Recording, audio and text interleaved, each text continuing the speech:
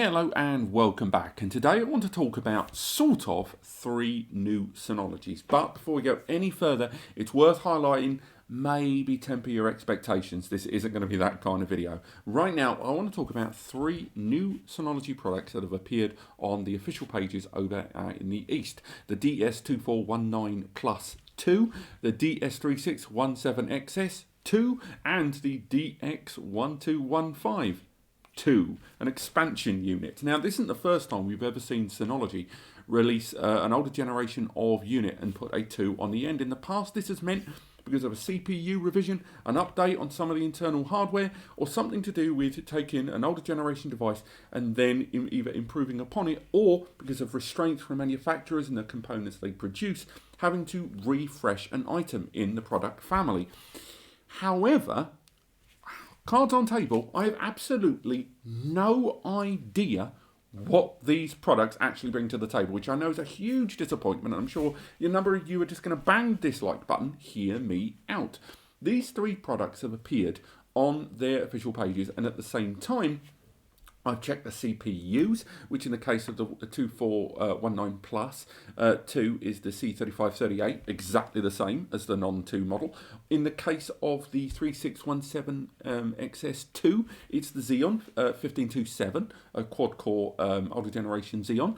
No change there whatsoever. Even in the expansion, of course, that has no CPU, there's no change. The memory seems to be exactly the same in terms of the quantity and the overall maximum it can have. And although there are slight disparities with regard to the PCIe lanes, which may well just be that the newer spreadsheets on these +2 models are slightly more updated, because as the years have gone on, Synology have made a little bit more detail about the information present on their spreadsheets.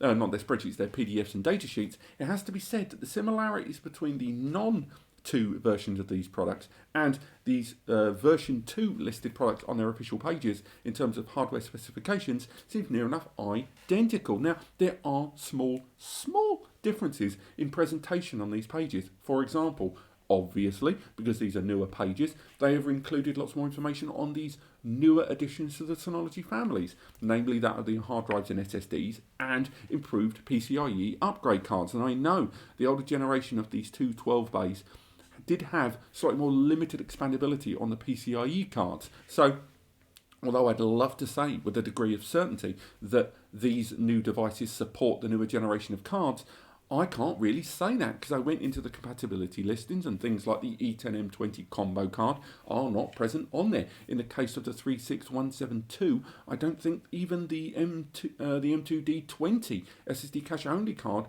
was visibly present on there. Indeed, I even looked into the expansion device and looked into the hardware and the changes on that, and I genuinely can barely see any difference. Now, this could so easily be a case of not being able to see the wood for the trees, but still, nonetheless, with the exception of all of these devices mentioned in the new 25 GBE card, that fibre card that Synology have released recently, 1 and 2 port, I'm really struggling to see any improvement here or any difference in the pages right now as they stand on the Taiwanese pages and the older generation devices. I'm going older, just the ones without the 2. So in the description below, there are links to all of the products that I'm talking about today. There's screenshots as well, available on NAS Compares. But what I'd like you to do is help me out on this. Go to those links, go through those compatibility pages, and maybe tell me if there's something that you see that I don't, that can identify why these version 2 releases are in any way different, because it'd be really interesting to know, because a number of us were looking for a suitable update on that DS3617XS, and the idea that instead of an upgrade there's a version 2 on it, whether that's an internal change, again because of components and hardware manufacturers and changing some of the components, or something more meaningful, it'd be great if we can work that out together. And if one of you guys in the comments can find out and see something that I can't, I'll of course do a follow-up video to this, and of course give you a massive shout out and a link of your choice. But thank you so much for watching. I know it's been a quick one, but there's not a huge amount to tell you about these. I just wanted to let you guys know that they have cropped up on the radar. If you've enjoyed the video, click like, click subscribe, so we can talk more about this as we learn more. And of course, visit the links in the description